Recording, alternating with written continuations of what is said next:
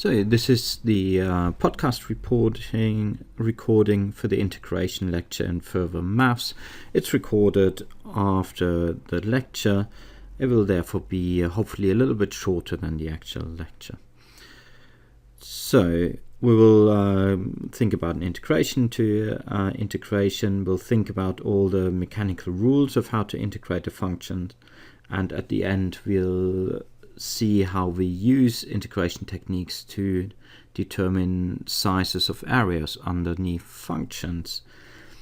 I have asked you to prepare for this lecture by watching two clips. One that is an introductory clip for the understanding of differentiation, and therefore that part is going to be fairly short in this lecture. The second clip I asked you to watch is that of the so-called Newton-Leibniz controversy, because there has been, and there still continues to be, quite a discussion about which of these two gentlemen, Isaac Newton or Leibniz, created calculus. And when we in today's form, and when we talk about calculus in today's form, what we really mean is the combination of finding a derivative of a function and integrating a function. So who was first? I think, as possibly there seems to be consensus, that Isaac Newton was actually the first one to make major strides in this direction. Leibniz, however, most likely independently, but perhaps in the knowledge of some of the early work of Newton, contributed significantly to this development. And in fact, the notation we are using today is that of Leibniz. Now, the controversy could develop because Isaac Newton didn't publish his work on calculus early on, but only much later. So there was unpublished work, and therefore it was difficult to argue whether Leibniz, or to what extent Leibniz, was aware of this work. So therefore there's a controversy. In my mind, there's no need to be a controversy. They both contributed, and we are eternally grateful to both these fantastic scientists that they delivered to us the methodology which is pervasive in mathematics and in real life today. And of course you'll be grateful, because otherwise you wouldn't be on this course. So the reason why we as economists have to use integration is that there are a number of occasions when as economists we are interested in measuring the size of an area underneath a function. So I'll introduce three very short examples of where we are interested in such areas. You would all know from micro situation where we have a downward sloping demand curve. So we are having a graph which has on vertical axis price, horizontal axis quantity, and here we have a demand function. Now let's say on that marker there's some sort of equilibrium price that is here at P asterisk, and then you know that the area, you would have learned in micro lectures that the area underneath the demand curve but above the equilibrium price, this is what we call the consumer surplus. And we will often be interested in that. There's also a producer surplus. We may be interested in that as well. And mathematically, to calculate such an area, what we need is integration. Okay, we need to be able to measure the area underneath a curve. That's quite easy if it's a linear curve, but if it isn't, then this is not straightforward. Another example where we are interested in measuring areas underneath a curve is in the very topical example of inequality, and wanting to measure how unequal is, for instance, the income distribution. Okay, so we want to want to measure of how unequal the income distribution is. So graphically, how we look at this, you can imagine lining up your population along a horizontal axis from the poorest to the richest, or the lowest earners to the highest earners. Right? So here is the highest earner. And then we think about the cumulative income of these people. Now, if we had totally equally distributed incomes, then we would be going along a 45-degree line. Okay, so if we were thinking of the 40% richest, then these would earn 40% of the cumulative income. That would of course also mean that we couldn't really line everyone up, because everyone would have the equal income. Now that is of course a situation which we know we will not see in reality. So if in a particular country you are actually going through this exercise and you're looking at what does the cumulative income distribution look like, it will look something like this. The poorest people earn very, very little of the cumulative income, and then as we go up to richer people, they earn more, and of course at the end 100% of the people earn 100% of the cumulative income. So the size of this area between this 45-degree line and this income distribution, this is some sort of measure of inequality. Measure of inequality. And we try and capture this in a number which we call the Gini coefficient. I don't want to go into any details here, but suffice to say that measuring the size of this area is crucial to this sort of problem. And lastly, the third example I want to introduce is one that relates to statistics, and you of course may come across this when you do another statistics course.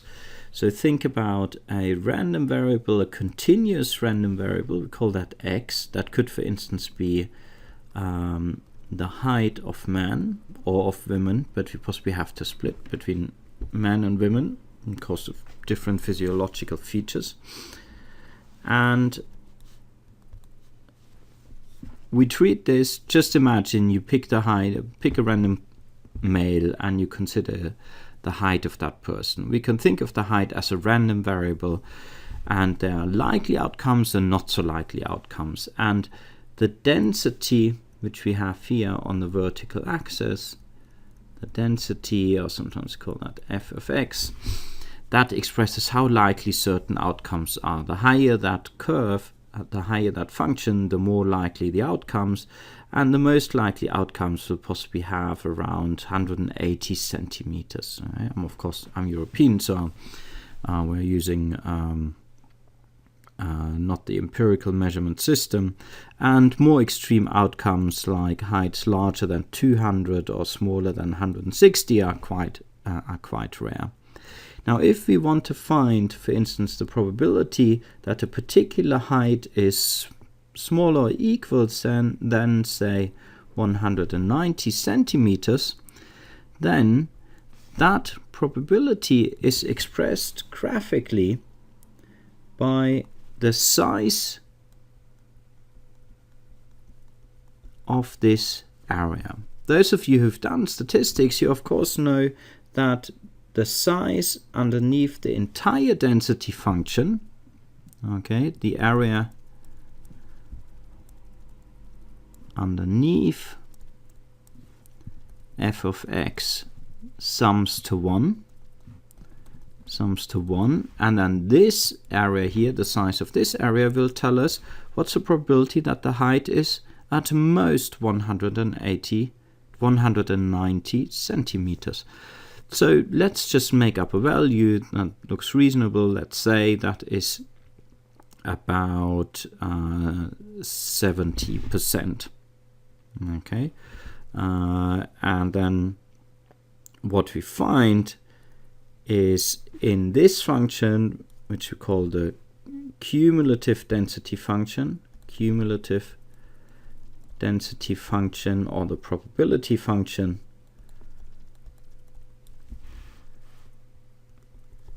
that would read off as 0.7.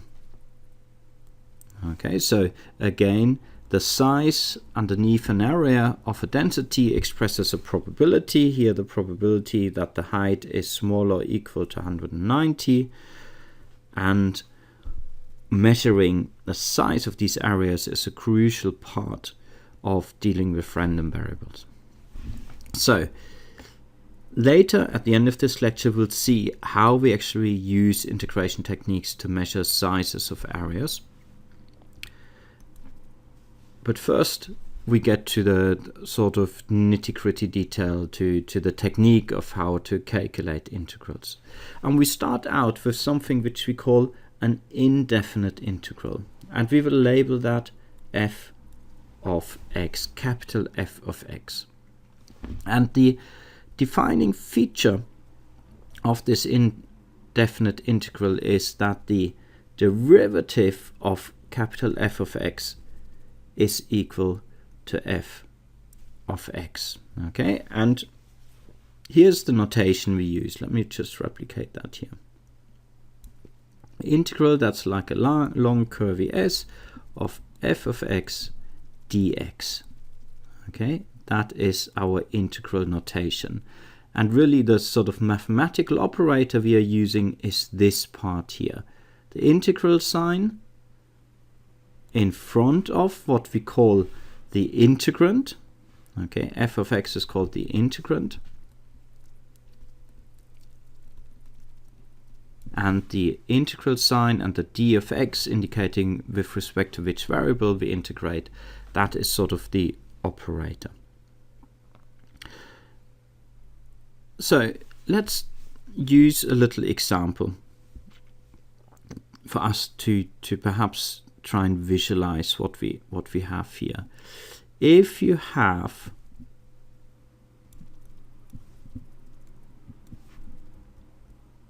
let's assume fairly small. So let's say we have a linear function, and let me call that f, capital F of x. Then what is the first derivative of that? So what is f prime of x or little f of x? Well, if you have a linear function, here we have a positive slope, but that slope is constant. So the first derivative function here is a constant. And this is, of course, going from here, from this function to here, is what we did for most of the part of this course. But what we are looking at today is how to go the reverse direction. Okay, what if we know the derivative function? What can we find out about the function f of x, capital F of x? And that is what we call the indefinite integral. And that explains this relationship here. Now there's something, so you can see this in some sense, therefore we call calculating the integral the reverse operation of finding a derivative. And therefore we sometimes call finding an integral, or the integral, we sometimes also call the antiderivative. Right? Although here we will not use this language. Now there's something peculiar about this, and that makes finding the relationship between finding a derivative and finding the integral somewhat different to, for instance, the relationship between multiplication and division, which is sort of the same. Division is sort of the reverse or the anti-multiplication.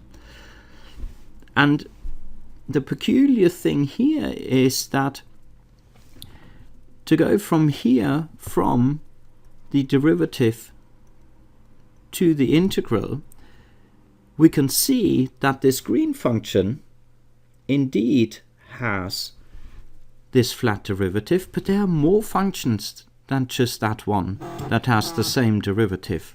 So look at this function, or this function, or this function, or this function. All of these functions have the same derivative. So as we go from the derivative to our integral, this isn't a unique relationship. So it is this that explains the next bullet point, which indicates that the indefinite integral doesn't have one solution, but if f of x, capital F of x, is a solution, then g of x is also a solution, which is different to f of x by just this constant. Okay, and that's what we mean here. So the difference between these functions, these are just constants. Okay, so, and you can tell that this has to be true because the first derivative of g and of f are the same. Okay, both of them are little f of x. So therefore we say that really what we find is a family of functions. Okay, so the indefinite integral is really a family of functions where this capital C, this constant, can take any sort of value. Important, of course, it is to understand that the indefinite integral is still a function itself. It's not a value, it's a function. The x will still appear. And it's potentially going to vary on x. This particular one did not vary with x because we had a constant slope. But that was the... Reverse this, Ralph. Here we had a constant first derivative, which didn't really depend on x, but the integral actually depended on x. Okay? Our integral was a function, clearly a function of x. Of course, this is also a function of x, just a very special one that is constant. So, I already mentioned that differentiation and integration are very closely related to each other. When we talked about differentiation, we talked about quite a number of different rules we have to apply. So these are all the rules we talked about, and in some sense all these rules have an equivalent when it comes to integration.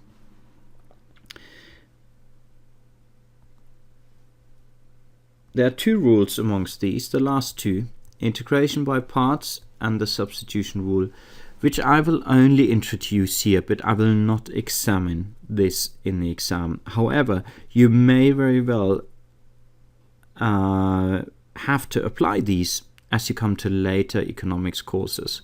And I supply you with the material here to which you can go back at that time and then say, okay, how do I do that? So please register these and I'll introduce them and show you how they work, but I will not examine you on these.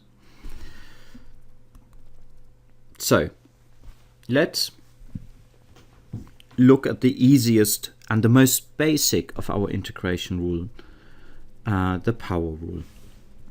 Before we look at these in detail, just a little reminder, okay? Recall, we look at small, simple examples. Okay, we look at a function g of x, and we look at what the first derivative of this function is.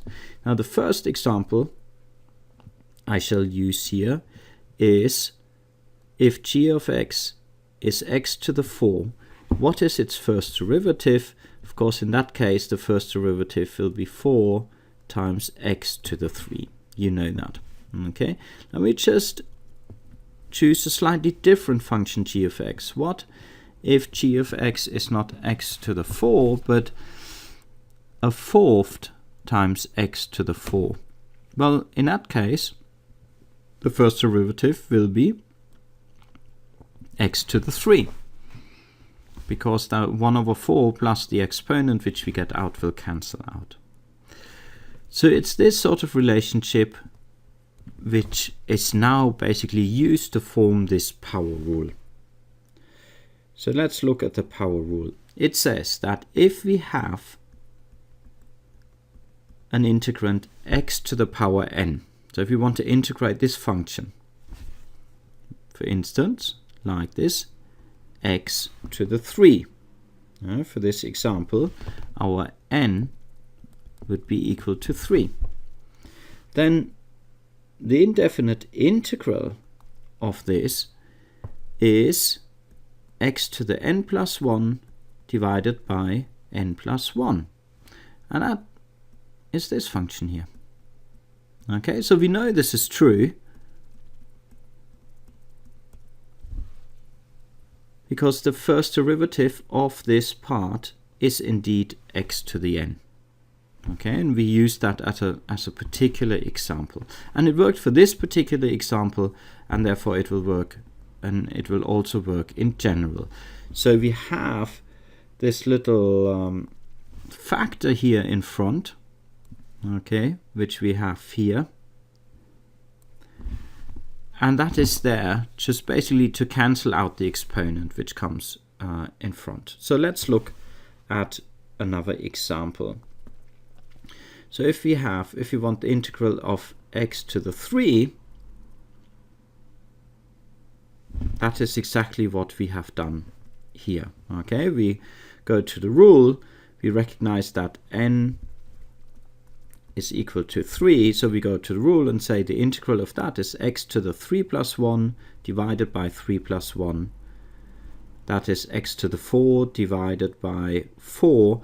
But now note that we always add this plus c, because we recognize that the c could be anything. We are really deriving a family of functions here.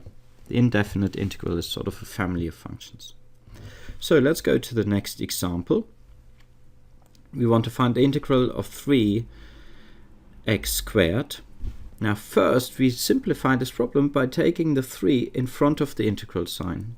3 times and the integral of x squared dx.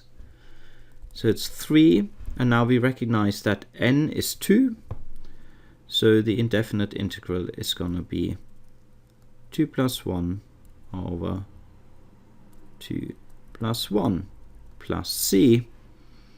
So that then simplifies to x to the power of 3 plus c, because that 3 and that 3 will cancel out.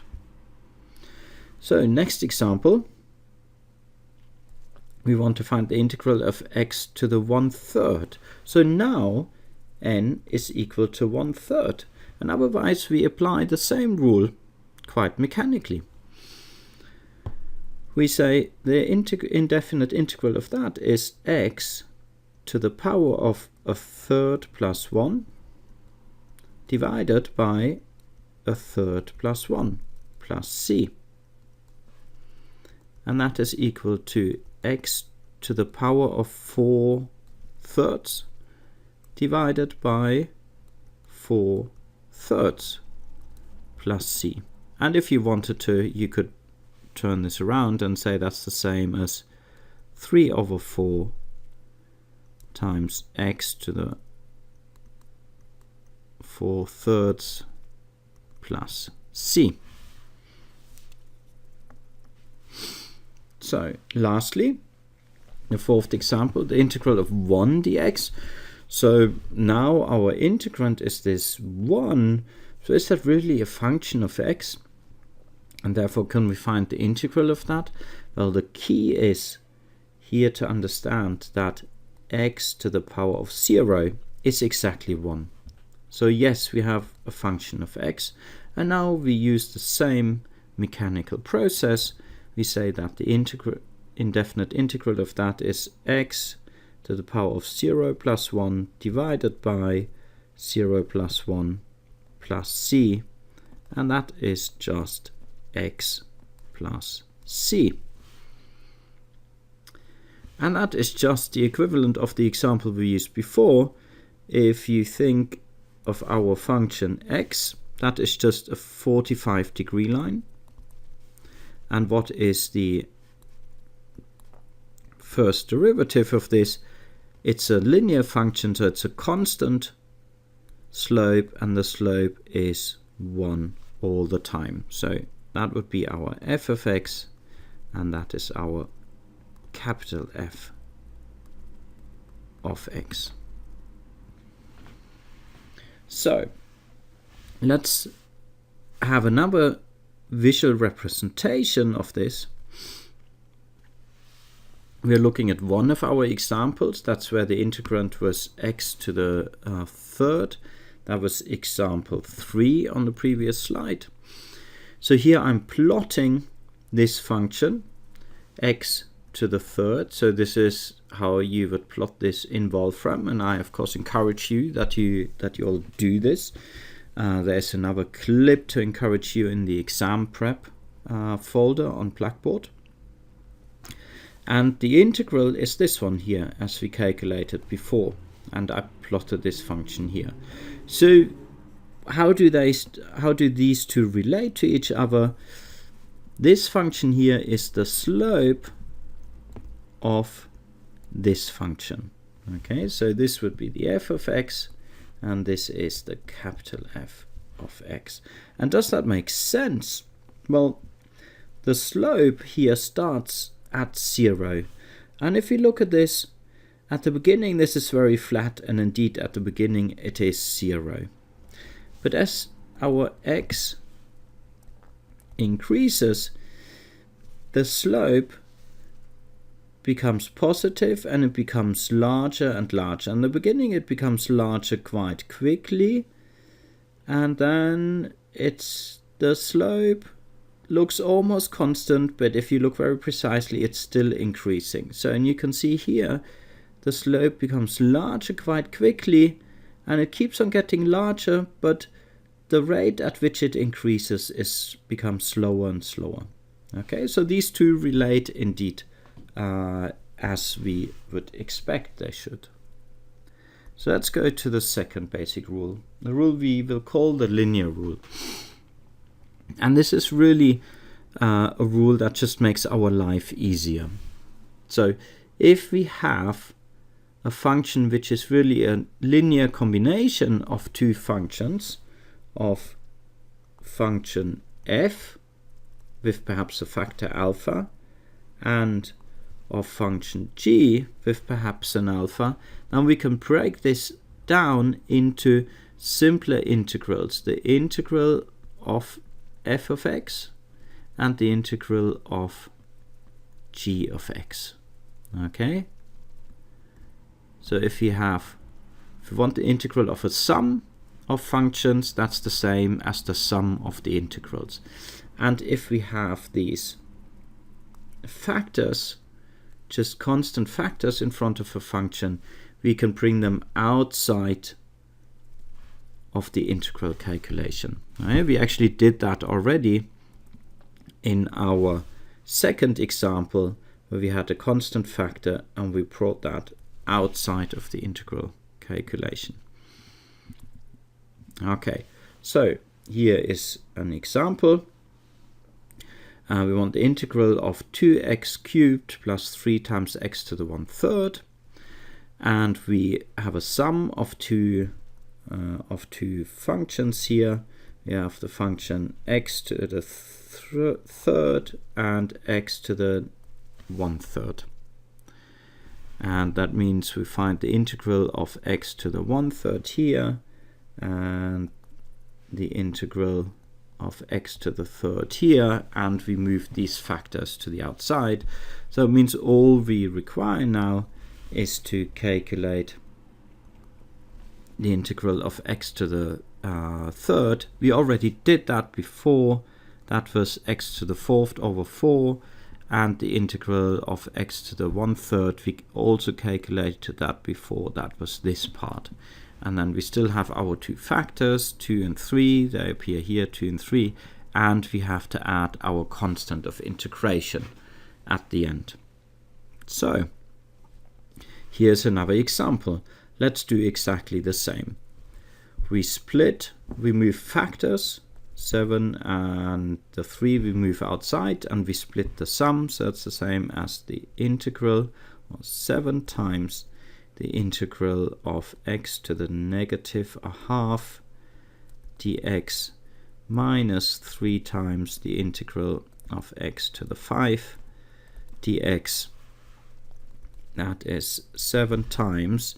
Now the integral of this, we'll do it quite mechanically, is x negative to a half plus 1 divided by negative a half plus 1, then minus 3 times, and the integral of this x to the 5, again that is going to be x to the 5 plus 1 divided by 5 plus 1, and then at the end we have our constant of integration. We can simplify this. This is 7 times x to the half and divided by 0.5 or a half minus 3 times x to the 6 divided by 6 plus c. Now we see we can simplify a little bit. That's the same as 14 times x to the half minus a half times x to the 6 plus c. Okay, so that is the linear rule. That's really just a rule to simplify our problems. Next, the exponential rule. How do we find integrals of e of x? Now remember, if g of x was e of x, g prime of x was still e of x. Now it's really nice about the exponential function that the derivative really didn't change it, and therefore if we integrate e to the x, what we get is e to the x. So it's not a surprise, because you can check by finding the derivative of this, and you should find this result. And yes, indeed, that's true. We still have our constant of integration. So here's the first example.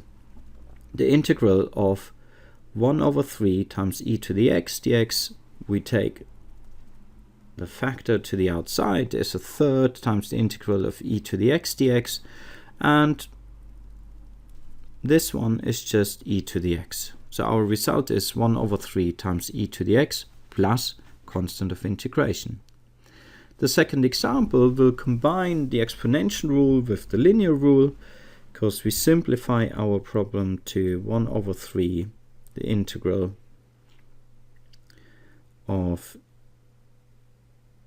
e to the x dx plus 5 over 4, the integral of ex dx, and then we have 1 over 3 ex, that's the indefinite integral, plus 5 over 4 ex, that's the indefinite integral of this, plus a constant, and then we can factor out the e to the x, so we have 1 over 3 plus 5 over 4 e to the x plus c, and that is the same as 1912 e to the x plus c.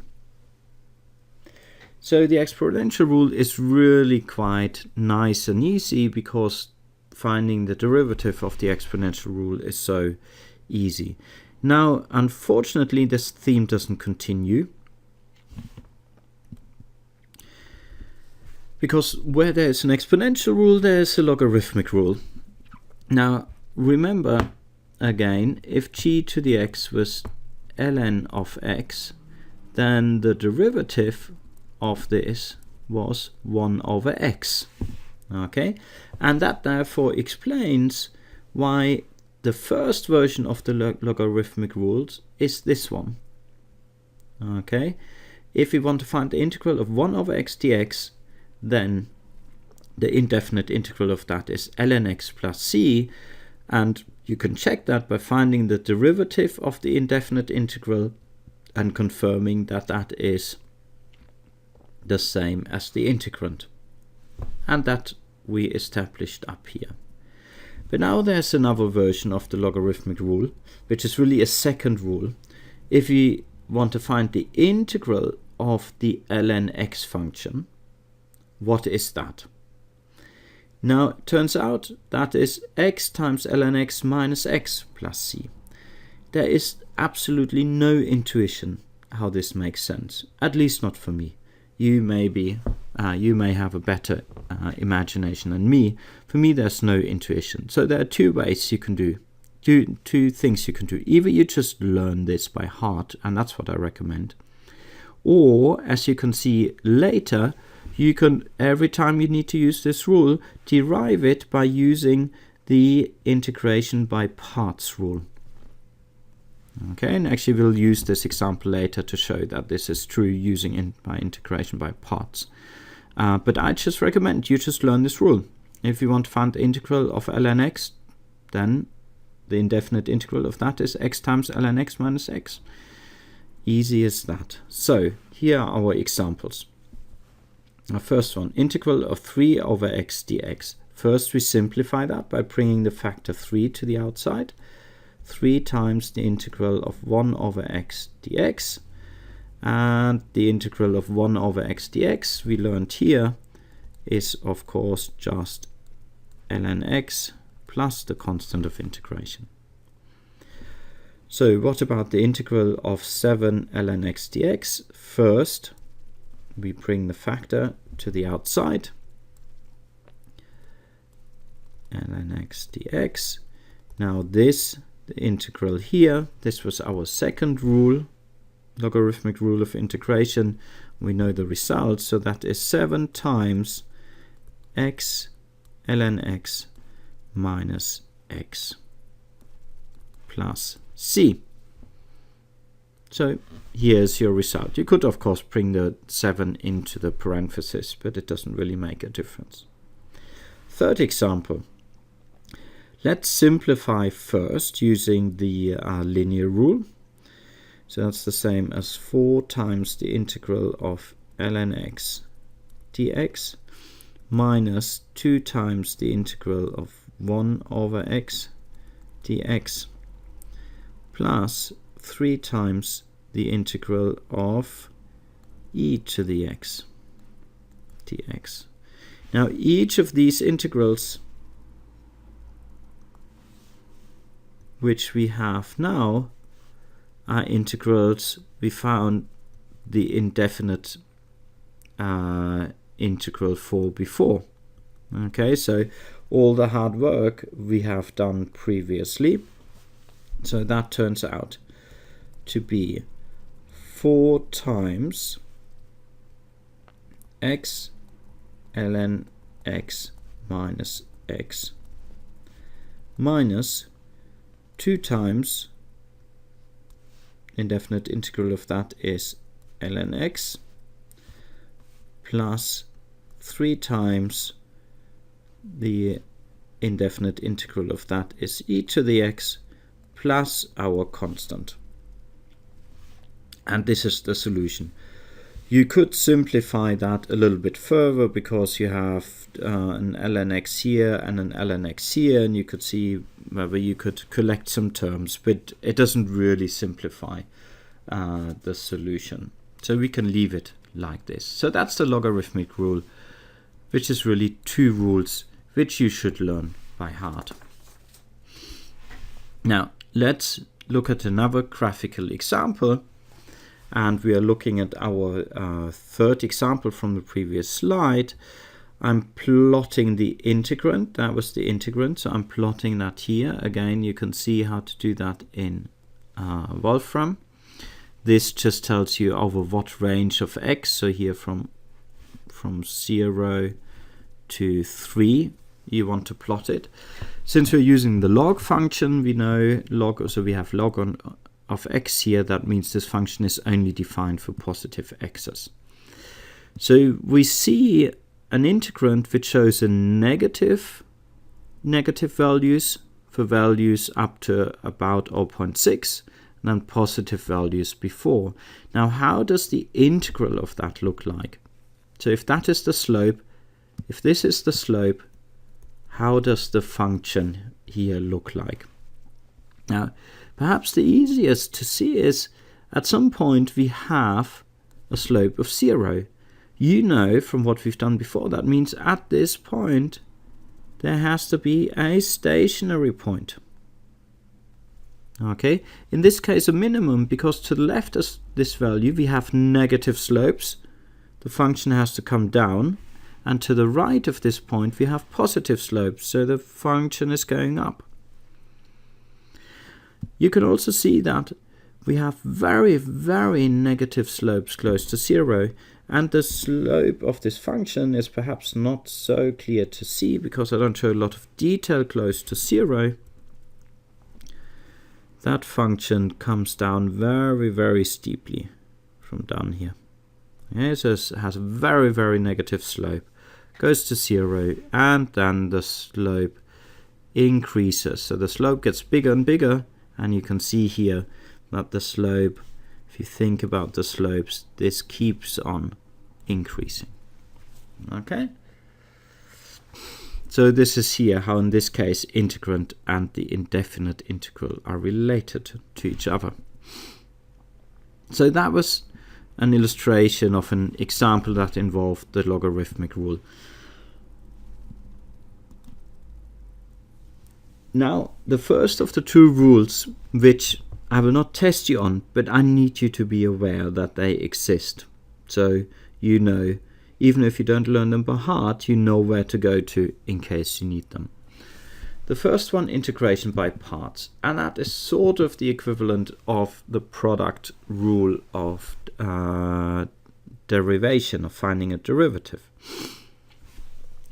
So here is how we express the integration rule of integration by parts. Now this looks somewhat more complicated than the previous rules.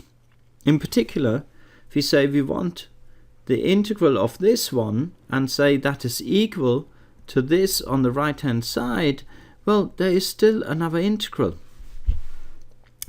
So the key for this rule, and we see that in the example and in a few slides later, is to transform a problem which is quite difficult on the left hand side, an integration problem that's quite difficult on the left hand side, into an integration problem that turns out to be easier on the right hand side. Just from this rule, there's no indication that this part is easier than this part, but that is what you need to achieve if you want to apply integration by parts. So let's use an example. Here is our function we want to integrate, ln x. And now the first trick we need to recognize here is you could of course just put a second function here times 1. ln x is the same as ln x times 1. So now we want to map this here into that left hand side. So how do we do this? Okay, so some part of this has to be f of x and the other part has to be g prime of x. What we do now is we define, and why that works you'll hopefully see later, we define f of x as ln of x, and we define g prime of x as the second part as 1. Okay, so now you see for the solution for the right hand side we indeed need the f of x. So I should continue to use my colors. We need the f of x, but now we also need the f prime of x, and we don't have that yet, but we'll get it in a moment. And we also need on the right hand side the g prime of x, which we've just defined. Actually, we don't need that anymore, but what we need is g of x. Okay, so what we need to find is what is the f prime of x, because we still need that, and what is the g of x. And I said we need the f prime of x. Now, if f of x is ln x, then f prime of x is 1 over x. That was pretty simple. And we've already solved this integration problem if we have previously, I'll show you where, we solved it on the slide of the power rule. Here we said if our integrand is 1, what is the integral? It's x.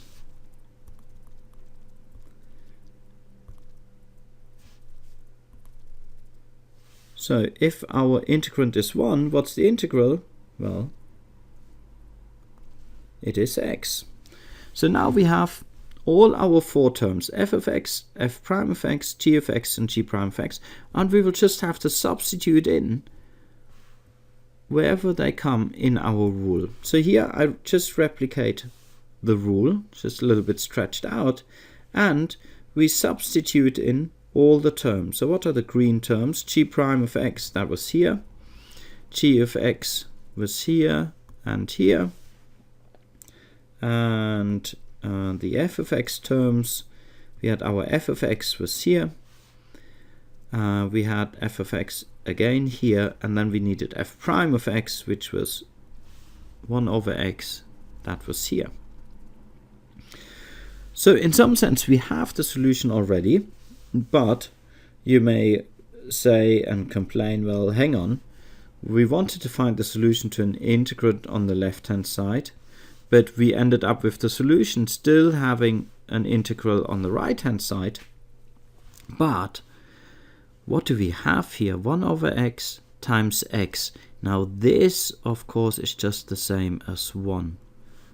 So that's why we have the integral of 1 here. And we know what the integral of 1 is. We used that actually already in this problem. It is just x. So the solution to this initial problem is ln x times x minus the integral of 1 over dx, which is just x. So the solution is ln x times x minus x plus our constant of integration. This is of course just the second part of our logarithmic rule, and here we've derived it from scratch. The second rule, which I will not test you on, but I expect you to know that it exists, and so you know where to go to if you need it, is what we call the substitution rule. It again has a somewhat cryptic formulation of the rule itself. Okay, and that's what we have here. If you have an integral which is f of g of x times g prime of x dx, what's the solution to that? Solution to that is the integral of f of u du, where u is equal to g of x. Now, this is the equivalent in terms of derivatives or the reversal of a chain rule. And you can see that here. So we have a function which as its input has another function. Now importantly, and that's important to apply in the substitution rule, is that that input function g of x also appears here, but in its derivative. So let's use an example. Here is our function which we want to find the derivative for. So as it stands, this looks pretty complicated. So we have here, we have a function e to the something. This is our function f.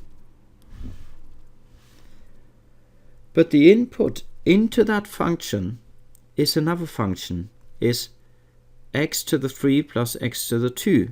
Now, conveniently, we also need the g prime of x, and that needs to be the first derivative of our input function into f of x.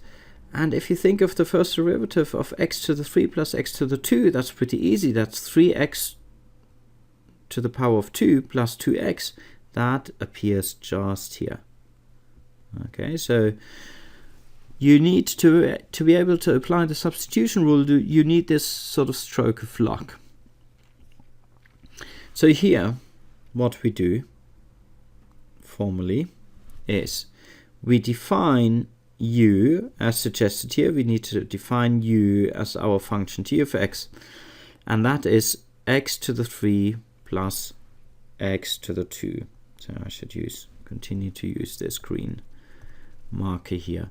And the first derivative of this is 3x squared plus 2x.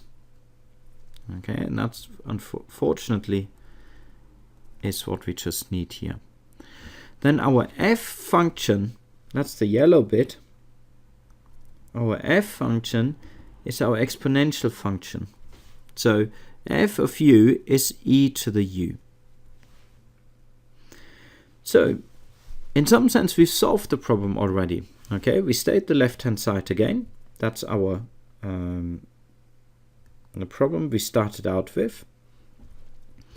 And the solution to that is the integral of fu du, where f is our exponential function. So it's the integral of eu du. Now what's the integral of eu du? That is just eu, using the exponential function in this particular case, plus of course our constant of integration. Now the only thing we are left to do is that we need to substitute back for u. Okay, u was what we had defined here. Okay, we just need to substitute back for u.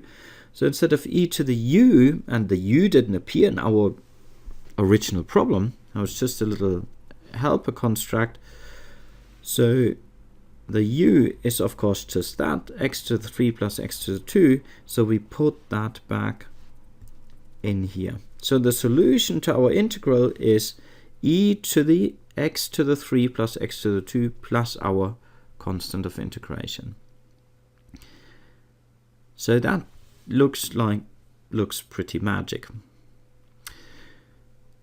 So let me add a couple of things to the use of the integration by parts and the substitution rule in particular, but perhaps the integration in general. There are indeed integration problems to which we cannot find what we call analytical solution. That means there are some problems where you can stare at them and you can be as clever as you want and try and apply the rules. You will not find a nice function that represents the indefinite integral for a particular problem. And then we have to use numerical methods, about which we will not talk here. You have to use potentially powerful computers to solve these problems. Well, in these days, not powerful computers, just computers. I will not confront you with problems like this. I will only confront you with problems to which you can find solutions. Now, when it comes to applying the integration by parts and the substitution rule, this isn't always easy. And you need a lot of practice really for that, to be able to identify which sort of rule you use. And sometimes you have to be quite inventive and a little bit tricky of how you apply them. As I said, I will not test you on the substitution rule and the integration by parts rule. I just need you to know that these are existing techniques. But having said that, there are two sort of indicators of when you use the in order to use the substitution rule, which we also sometimes call U substitution. Okay. This helps you when in the integrand you can find some part which can be expressed as a function of g, and in the integrand you also find the g prime. Okay, and then you perhaps have a chance that applying the substitution rule will show you the path to solving the problem. When we're talking about, if you're thinking about applying integration by parts, what you need here is that your integrand is really a product of two functions of x. And you want to be in a position that to one of these two functions, you can find a derivative easily. So in our example, that was the f of x. Okay, and we know the derivative of that is 1 over x. And to the other one, that was the g, that was the 1 Okay, we call that the g of x, and that means we need the integral of that, and that needs to be easy. And we knew that was just x in this case. And in addition to that, we realized before that we are creating this new integral on the right hand side. That was this one here. And if the application of integration by parts has to be fruitful, that yellow problem has to be an easier problem than the original problem we want to solve. Okay, so we want f prime of x times g of x. That needs to be easy to integrate. Now this sounds sort of straightforward. It isn't always. So now we're going to start moving to actually achieving what we want to achieve with integration in most economic applications, and that is calculating areas. And we're going to start out with a little argument to convince you that the area underneath a graph can be understood as an indefinite integral. So there are two slides here, this slide, slide 17 and slide 18. And I'm going to start on slide 17. I'm going to build up and we end up with slide 18. Okay, so in some sense slide 18 has everything, but I'm going to start building it up on this slide. So let me find a color here. So we have a function f of x, and what I need you to understand is that the integral of f of x at a certain point x bar can be understood as the area underneath the integrand function. Okay, capital F of x bar now at a particular value is the same as the area underneath the function f of x. So let's consider a second. First let me see. So at this point we have the function f of x bar. Okay, x bar was here.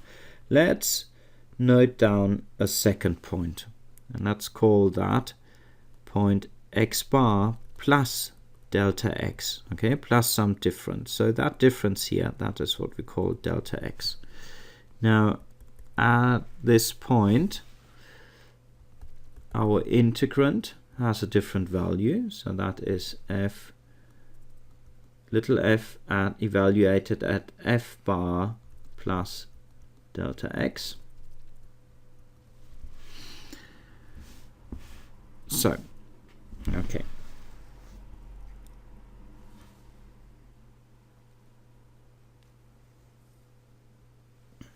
what I now want to ask is, how has that area underneath that function increased as we move from x bar to x bar plus delta x?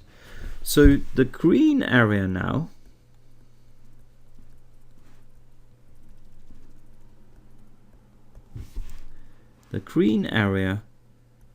is f capital F evaluated at x bar plus delta x. Okay, and what I'm interested in, and that clearly that area is larger than f of x bar, and what I'm interested in is how much larger is that area.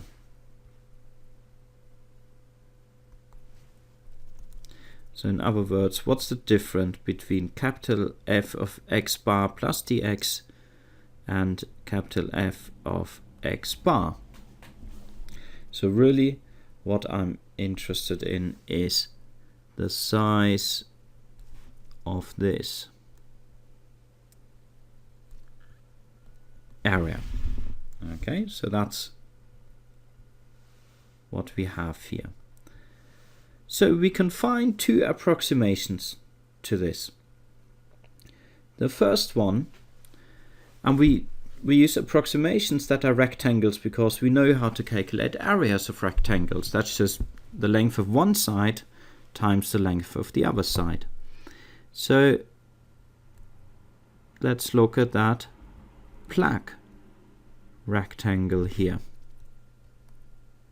Okay, that is smaller. The size of that is smaller than the red area. Okay, or smaller or equal, we can say. And what is that? Well, one side has the length delta x, and the other side has the length f of x bar. Okay, that is the size of the area of that plaque rectangle. Let's look at a second approximation. Now we're going to find a rectangular area that is somewhat larger or equal than the red area which we find, and that rectangular area is this one.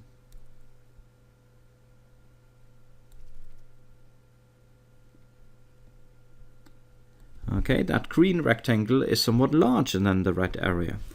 And how would we calculate that? Well, one side is again delta x, and the length of the other side is this one here. Okay, f of x bar plus dx. So now we have two inequalities here. We have this inequality, and we have another one here. Okay, two inequalities, and they give us the boundaries of the size of the area we are looking at. Now you can see we have delta x on both of the outside terms, so what we're going to do is we're going to divide all terms here, that means all three terms, by delta x. And what we get if we do that is we are getting f x bar is smaller or equal to something, and on the right hand side we will be getting f of x bar plus dx. Okay, because we divided by dx, so this dx will fall away, and in the middle what we will have is f of x bar plus dx minus f of x bar divided by dx. Now this term here on the right hand side, this should look somewhat familiar, because this is the way how we approximated when we started thinking about derivatives. We thought about how does a function value change if we just add a little term to the input variable. Okay, and we normalize that, calculate the slope by dividing by that dx. If you go back to the to lecture 2 when we talked about derivatives, you will see how we approximated derivatives by looking at seconds. Yeah, we had this function, and we said if we wanted the derivative at this point at x, we could look at x plus dx, could look at this point, and the slope of the second here that connects these 2 points, and then we thought about what would happen if this dx goes to 0, if we are moving this point closer and closer to here, and then this would eventually turn into our derivative. Okay, that's a pretty untidy graph here, but you can go back for nicer ones in a derivative lecture. So really what we have here is an expression for the first derivative of capital F at x bar. Okay, so but only as delta x goes to 0. Okay, so as delta x goes to 0, this derivative will be equal to f little f of x bar, because you can see as that goes to 0 we approach this f of x bar value. So therefore this f of x our integrand tells us how the size of the area changes. That's the important insight from here. So this slide has everything written down, and therefore nothing new. So we're now moving to what we call definite integrals. And this is now when we are calculating areas underneath functions. And really, technically, there is no new difficulty here. If you can calculate indefinite integrals, you're all good. But we are now using the insight from the previous slide that we can understand these indefinite integrals, or the integral functions, the capital F's, as areas underneath curves. So let's say we have a function f of x, and we want to find what's the area underneath that function between 2 points a and b. Okay, so here's our f of x. Here's our function. We have 2 points a and b, and we want to know basically how big is this area. And we may be interested in that because that may have some sort of interesting economic interpretation. We mentioned before probabilities, consumer surpluses, maybe contributing to measures of inequality. So how do we calculate this? We're now talking about a definite integral. Notationally wise, the only thing that changes is that to our notation of an indefinite integral, we add these boundaries a and b. And then what we need is, we need still the indefinite integral. So that f of x is just the indefinite integral. And we will evaluate that at two values, at a and at b. And the way how we evaluate it is that we take the indefinite integral evaluated at the upper boundary minus the indefinite integral evaluated at the lower boundary. And the difference between those will give us the area underneath this function. So let's look at an example. We want the integral from 1 to 2 of the function 2x.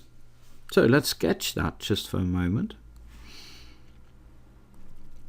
So if we have x, and here we have our function f of x is equal to 2x. So we know that function will go through the origin, and at the value 1 it will go through 2.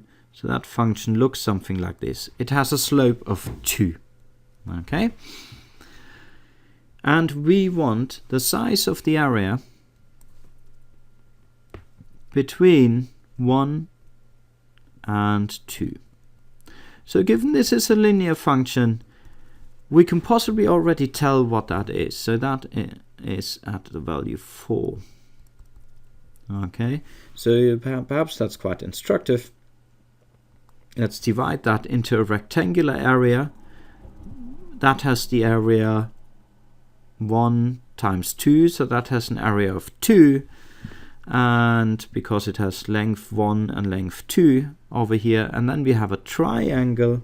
Let me use a different color. Then we have a triangle which has base length 1 and the other length is 2, and you know a triangle is half of the rectangular, so the rectangular would be 2, half is 1, so that is 1. So altogether the area of this is 3. So you don't need integral calculus to find this solution. But let's see how we would use integral calculus to give us confidence that we can use integral calculus for more complicated examples where we couldn't find such an easy solution. So here is our function 2x. So first we solve the indefinite integral for 2x. Okay, that is just x squared. That's pretty easy. Using our power rule, x squared actually plus c, I should note. And what we now do is we plug in the lower and upper limit according to our rule here. Okay, first plug in the upper limit and then subtract after plugging in the lower limit. So the upper limit is 2, so 2 squared plus c. That's what we have here, 2 squared plus c. And now we subtract the indefinite integral evaluated at the lower limit, 1 squared plus c. So you can see the c cancels out. We have a plus c here and a minus c here because we have a minus here. So the c actually always cancels out. So we can actually just forget about the c. So all we have is 2 squared minus 1, and the solution is 3, which of course we already know is the correct solution. Phew. Let's look at another example, which perhaps isn't so obvious. So here our integrand is 1 over x, and we want the area underneath that curve between 1 and e. Now the function, you may remember, 1 over x will look something like this. Okay, and we want between 1 and e, we want the size of the area. Since this is not a nice straight line, our previous technique ain't gonna apply anymore. So we want to solve the indefinite integral first. Integral of 1 over x dx. Now we've done that before using the logarithmic rule. That is ln x plus our constant of integration. Now we plug in the lower and the upper limit. So we calculate ln x, and now the x is, the upper limit is e.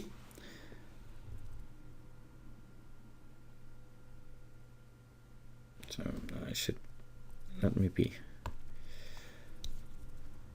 So we want 1 to the e, 1 of x dx. That's our problem restated.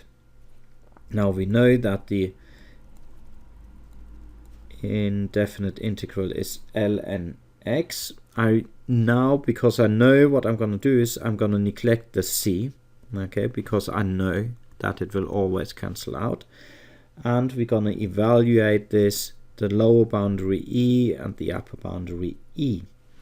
So what is the log of e minus the log of 1? Now the log of e is 1, the log of 1 is 0. So the solution here is 1. Actually turns out the size of this area is equal to 1. Okay. It wasn't so obvious just from looking at it, but doing the algebra, it is turns out to be a quite easy problem. So here we just have a graphical representation of exactly that. Now our last example, our integrand is 2 times log of x, and we want to integrate from 0.5 to 1.5. It is quite useful to start this problem. It's actually always useful to try and see, can I visualize this? The log function, you remember, will look something like this, where x, and here we have log of x. So where do we cross? Where's our roots? At the value of 1. Now our lower boundary is 0.5 and the upper boundary 1.5. So now we want the size of the area between the function and our x-axis. Okay. So this area we want. So let's see how we calculate that. First we solve the indefinite integral. 2 ln x is our integrand. So we are bringing the 2 to the outside, and then we have the integral of ln x, and that's the second part of our logarithmic rule. So that's the same as 2 times x ln x minus x plus our constant of integration. Then we plug in the lower and the upper limit. So here's our indefinite integral. We plug in lower and upper limit. We start with the upper limit. So we have 2 times 1.5 times the log of 1.5 minus 1.5. And now we plug in the lower limit, minus 2 times 0.5 log of 0.5 minus 0.5. So from now on, all you need to do is you need to punch these numbers into your calculator. Turns out what you get is this.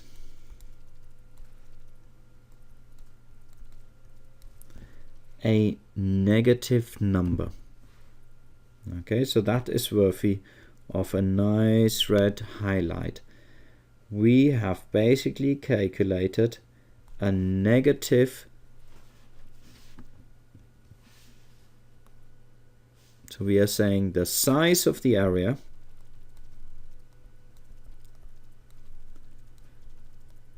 and what I mean is the blue highlighted area here is negative. Now, does that make sense? Have you seen negative size areas? And now it's important to understand that we're dealing with a convention here, that whenever we are looking at an area between the function and the x-axis that is underneath the x-axis, as this one is here, then the size of this area is counted as negative. And when an area is above the x-axis as here, it's counted as positive. So, and as in this example, the red area is somewhat larger than the blue area, we altogether get a negative area. Okay, so that's just important to know, that when we integrate, that we can get negative areas. That's perhaps something that could be counterintuitive. So what have we learned today? We learned the techniques to find integrals. In particular, we learned the techniques to find indefinite integrals. This is sort of the reverse operation to finding a derivative. If we had a function, finding a derivative turned out to be still a function of x. Now it turns out if you have a derivative function and you find the integral to that, that is also still a function. And then we learned how to use this knowledge to calculate areas underneath functions. Okay, and that is really the type of application which you will come across in economics.